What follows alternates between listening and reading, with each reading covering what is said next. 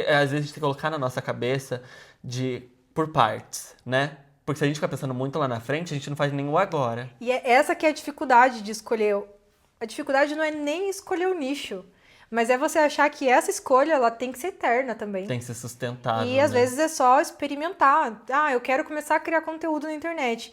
Cria do que você tá com vontade de criar agora. Sim. Sabe, eu comecei com uma ideia do que seria o meu canal e ele se tornou outra coisa e foi se transformando. E aí a gente também abre esse espaço pro universo surpreender a gente, sabe? Sim. Eu tenho esse negócio de quero pensar muito à frente, sabe? Muito visionária.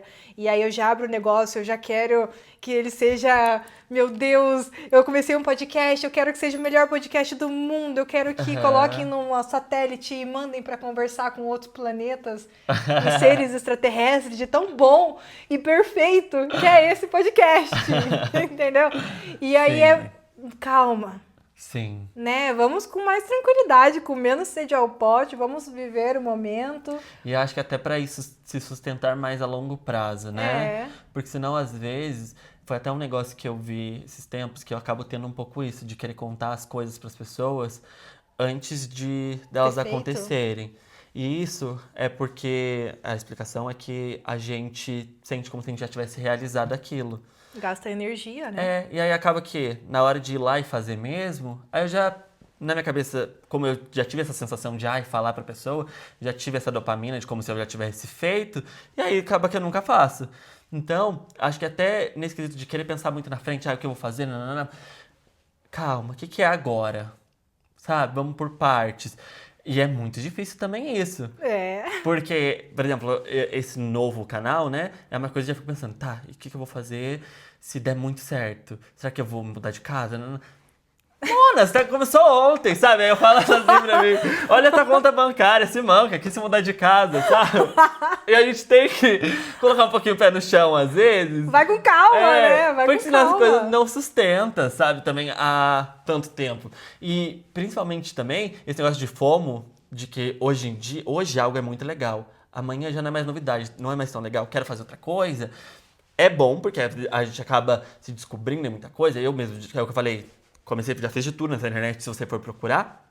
Mas, ao mesmo tempo, é ruim porque você, às vezes, não faz nem tempo suficiente pra ver se deu certo. Quanta gente começou a gravar vídeo, que eu conheço, que fez por um mês, não deu resultado, um beijo, tchau. Gente, em um mês ninguém fica rico com a internet, não. E principalmente no YouTube, que você falou assim, como que você cresce no YouTube sem ter que mandar pros seus amigos? É. Postando e o algoritmo te entendendo. Gente, não vai ser em 4 vídeos que o algoritmo vai entender o que você fala. Não. Então, tem isso, né, de você tem que criar uma quantidade suficiente até pro algoritmo te entender, Sim. para as pessoas gostarem, para elas receberem, e isso vai levar uma quantidade.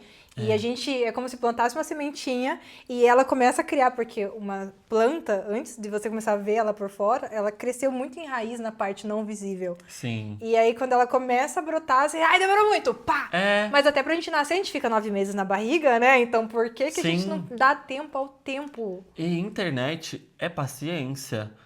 É. De verdade, é o que eu falei, eu fiz vídeos por 2 anos e bati 3 mil inscritos. E eu via todo mundo conseguindo crescer e eu não.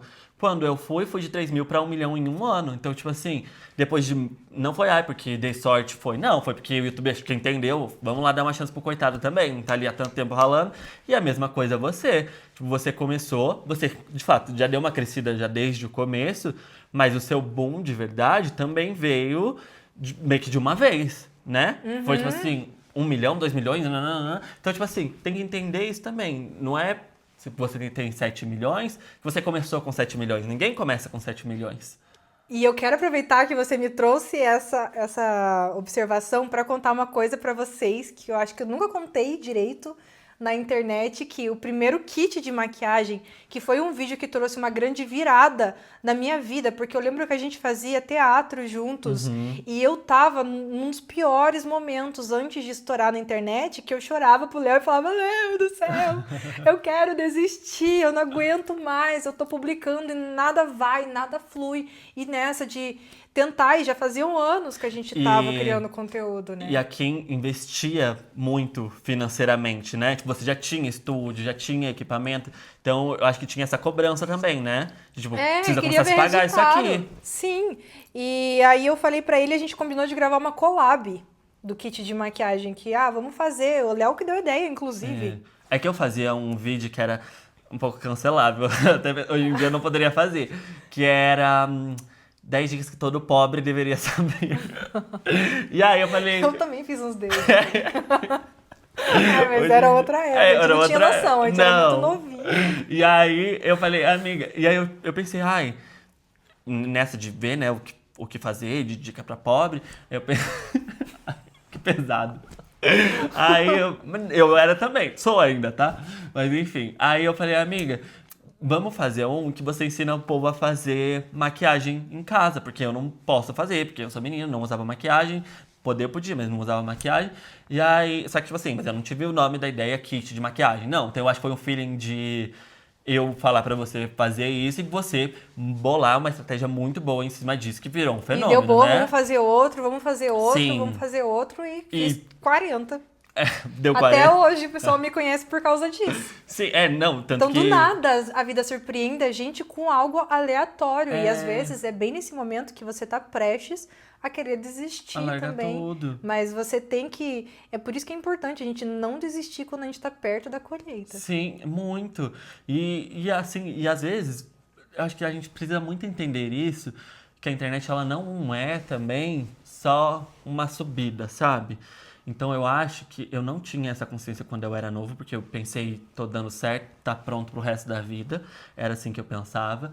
Um papo meio de mãe agora, mas é entender um pouco que quando você tá bem, você tem que fazer um dinheiro para guardar, porque a gente não sabe o dia de amanhã. Todo mundo quer só subir, obviamente, mas é um mercado que você pode fazer muito dinheiro hoje, amanhã nem tanto. Se você não tiver feito um pouco para esses momentos, talvez você não consiga passar por ali. Vai ter que, sei lá, procurar um emprego que, se esse é o seu sonho, acaba não sendo o ideal, pensando, né? E era uma coisa que eu não tinha essa consciência quando eu era mais novo. Tipo assim, entrava, eu gastava. Eu tinha 16 anos, com dinheiro que para um adolescente era muita coisa. Gente, nem sei onde tá esse dinheiro hoje em dia. Mas hoje em dia, tendo um pouco mais de consciência e tendo passado por este limbo de não ter dinheiro nem pra pagar minhas contas, que aconteceu, ter que pedir ajuda pros meus pais e tal... Hoje em dia eu consigo ter um pouco mais essa consciência de que se você tá vivendo uma fase boa, guarda um tanto. Não precisa sair gastando tudo. Não, precisa ter essa noção. E também, não só na questão financeira, mas na questão da própria cabeça mesmo de entender. Que não é que todo mundo me odeia hoje. Não, sabe? Não é que todo mundo me esqueceu. Não, são fases. Você pode ter acertado um vídeo hoje, o de amanhã pode não ir tão bem, o depois de amanhã pode ir bem de novo. E aí você entender que não é, sabe, só uma subida. As coisas, elas vão estar muito bem como qualquer negócio, né? Você já viu aquela fábula das formiguinhas e do gafanhoto? Não. Sério? Eu escutava muito quando era criança. É assim, as formiguinhas, elas estavam lá no formigueirinho delas, trabalhando muito e juntando comida, porque elas estavam no verão. E o verão é uma época que floresce muito, que tem comida em abundância e tá tudo certo. Então elas entendiam que uma hora o inverno ia chegar. E aí elas armazenavam a comida delas para o inverno também.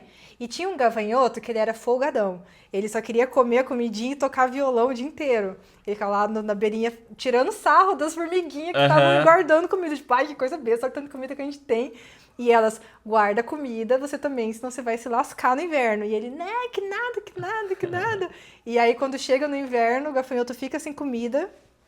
E aí ele vai correndo para as formigas pedir ajuda e as formigas falam, aqui. E o gafanhoto morre. Você não vai morrer, tá?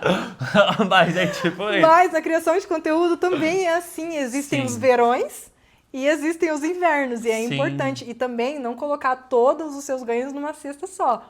Você investiu em imóvel também, né? Tipo... Olha só, gente. Mas, assim, eu tenho, mas tá financiado, tem que terminar de pagar ainda.